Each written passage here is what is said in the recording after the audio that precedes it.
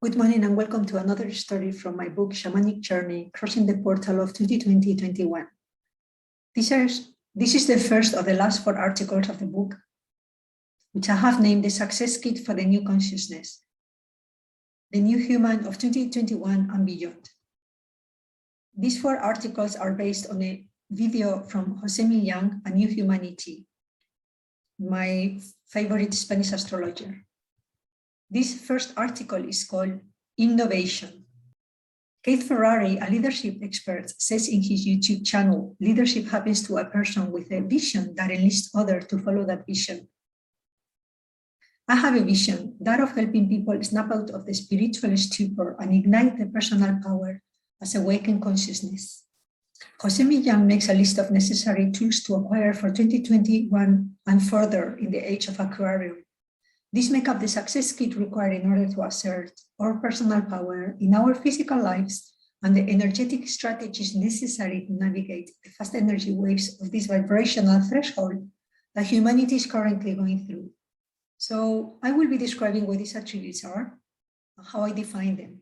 In particular, this first attribute called innovation, in my definition, which is a little bit different from what is maybe generally conceptualized in the world of business, where a new product or idea that breaks away from all their counterparts, offering new designs or functionalities that may save resources or fit better in the current structures of an organization or team.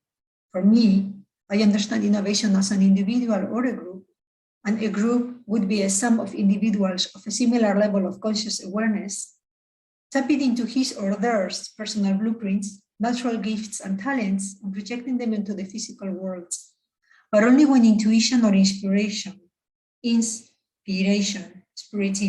dictates, as opposed to pulled or forced out from the outside in. That's to say, we need a new product, we need to make sales, we need to keep this company afloat, we need a breakthrough, we need to stand out from the competition. That's the external outlook of innovation.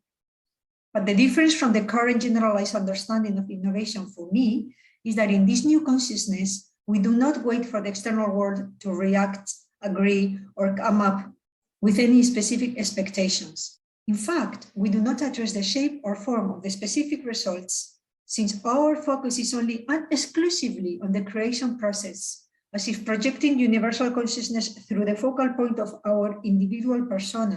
This may seem a little ineffective because we are used to controlling all the stages in the process of creating anything, be it a machine or a marketing campaign, by utilizing charts, measurements, and statistics. But although this data might be useful in the process of innovation, I believe that the way I see innovation might change our known reality or even attitude towards this process, as in stopping manipulating the world outside in order to tap into the world inside. In fact, I would say that it works the other way around.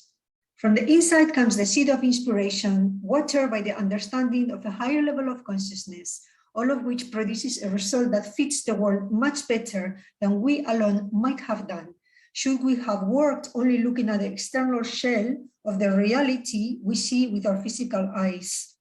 I'm saying that there is more to the world outside than the eye can see, and thus the bigger vision and the larger energies are beyond our scope of control. So the process functions a little bit differently in the way that in order to receive the energy or vibration through our intuition, and this might include our physical and etheric senses, we need to not be doing. It is the moments of placid contemplation in a relaxed stance that we can receive them, translate and decode them, reorganize the building blocks of this new information that will give new form. And as we individually express it or push it out of our consciousness into the physical world, be it via word or action, and through the media that we are natural at, usually our jobs, it will carry our signature, style, or presence. This is the only part we need to play in the process of innovation, because the universe, by the law of attraction, will tie together the loose ends and will bring together the matching parts. This is how a coherent final product gets created, one which is compatible with the current and highest understanding that humanity is able to receive or integrate at each given point in time. We would call this part making space for a miracle. Ask anyone who has been involved in the process of innovation, and they will tell you that something that they could not originally grasp seemed to come out of nowhere to allow for the project to finally come to a conclusion. This is what I'm referring to. However, I realized that this version of innovation might bring up some fears into the fore. For instance, we want to make sure that it is known that the work and the results are ours, that we get credit for our work. In truth, that external reality doesn't usually respond exactly like we planned, so we may need to surrender the result-oriented attitude into a more collaborative approach, which may benefit a larger group and can include all the positive attributes of the members of the group, making for a stronger unit. As we are used to asserting control, manipulation, forcing things to happen using excessive force or personal will, when we realize that we need to release such control, to bow to universal will and to let it be, trusting that things will come together in due course, we will need to find a point of balance underlined by natural cycles. Attributes such as patience, soft persistence, releasing outcomes, allowing the natural maturing of projects. In one word, releasing our tendency to create a crystallized, immovable goal or objective, with the fear of not having enough, of missing out, of not being at the top of the food chain, of not being in control.